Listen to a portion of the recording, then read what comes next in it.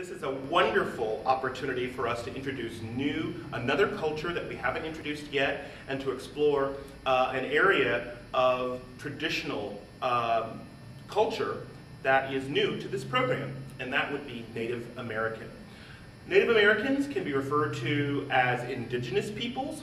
However, they also refer to themselves as Indian, which is a term that we no longer really use. So we can interchangeably use Native American, indigenous peoples, or Indian.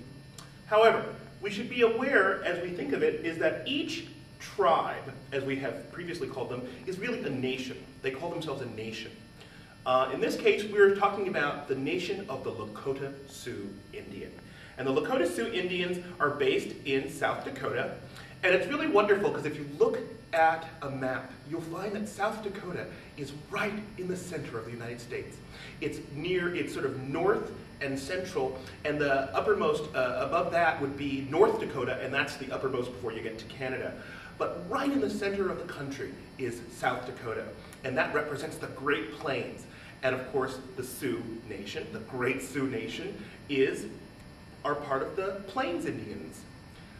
There are two great warriors in Lakota Sioux. The first was Sitting Bull, and the second is Crazy Horse. Crazy Horse. And both of these two legendary chiefs and warriors there are monuments being made to them in South Dakota. They're well known, great opportunity for further research and investigation. And we should point out that Crazy Horse is currently being carved out of the side of a mountain in the Great Hills of South Dakota, and that it will, when finished, be the largest sculpture, man-made, the largest man-made sculpture in the world, carved out of solid granite, carved from the very hills of South Dakota. Pretty interesting little fact. But we're talking about the Lakota Sioux Nation. Now, in the Sioux Nation, there are really three sub-tribes, or three aspects. They're called Dakota, Nakota, and Lakota. And we're talking about the Lakota tribe. This is a tribe that I spent 2 weeks living with in the spring of 2008. And I'm showing you this drum because this is one of my prized possessions.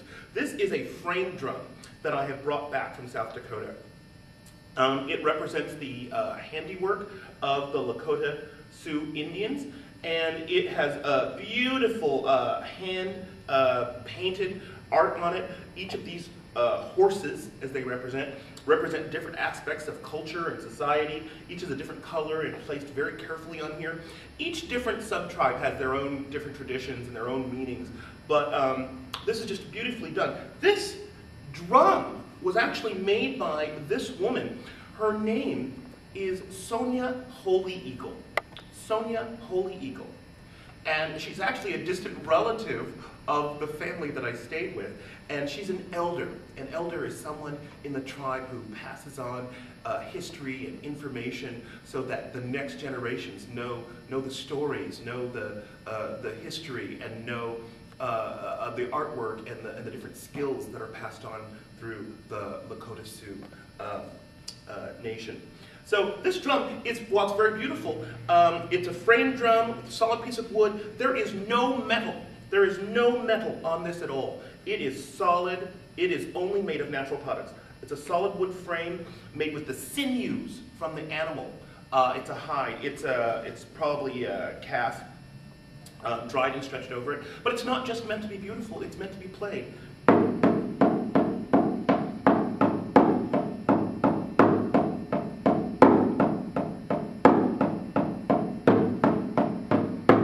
It's really great. We don't want to play it too hard because we really don't want to preserve this wonderful artwork. You could easily hang it as something beautiful, but I like the idea that something beautiful can also be such a great instrument. And I actually met Sonia Holy Eagle. She sold me this drum, told me its stories, and it's a beautiful thing to be able to share with the young people here in the Bay Area in San Francisco. In addition to that, I have another instrument, and this instrument is also it's actually one of my most favorite. And this is called a turtle rattle. And it is an actual turtle shell. These are quite plentiful. They don't kill them. They find them dead or departed. And they take the shell, they scrape out the insides, they take a piece of hide, and they fill it with either pebbles or rocks or beans, and you get this wonderful sound. And what's wonderful about that, you know this sound is Native American. You can tell by the type of beats they use that it is a Native American rattle. It has something very special about it. I love the tones that it makes, and it's very, very cool. And it's really quite hard. This skin is dried and really quite hard and quite nice. My next item to show you is really something very special indeed. And this is a medicine wheel. And the medicine wheel is a very important aspect in Native American culture. It is very important in the traditions of the Lakota Sioux people. The sacred boundaries of the earth are actually represented by the wheel itself. And then the lines you see through it represents the pathways of life. Each color has a different meaning. When you start with yellow, yellow is in the east, and yellow represents new beginnings. It represents wisdom. It represents the messenger of the brown eagle shares with us that it comes from the home of the elk people.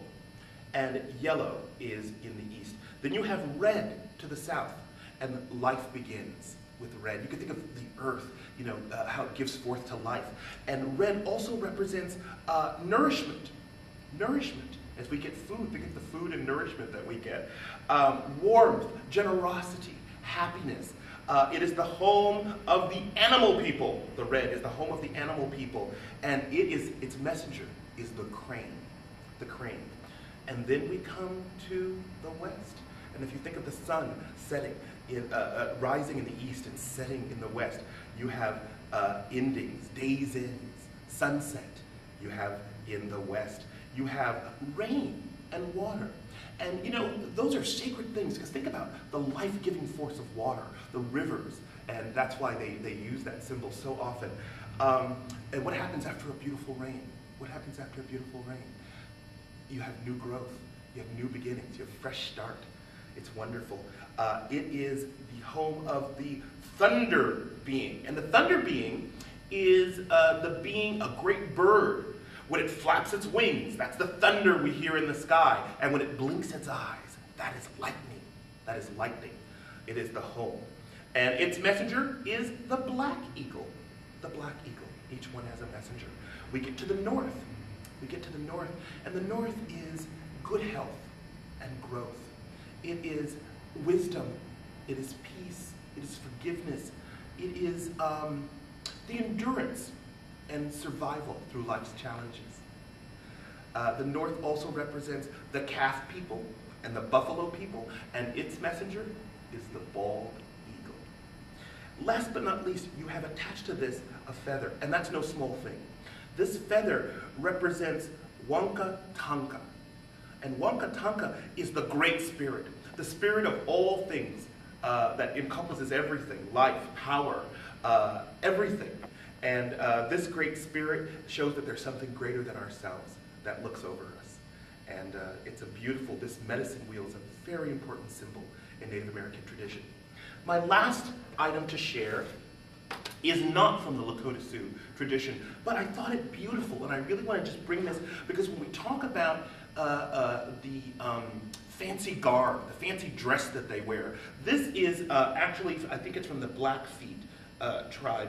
But I just really want to share this colorful item, because when the children are doing the dance, you want them to have an idea that they're wearing something fancy, something special. There's nothing metal, there's nothing manufactured, it's all skins and beads and feathers, and they have to have some fancy outfit on, some fancy dress as they do this dance, and they think of some special occasion in which they'd be showing off their great dance steps.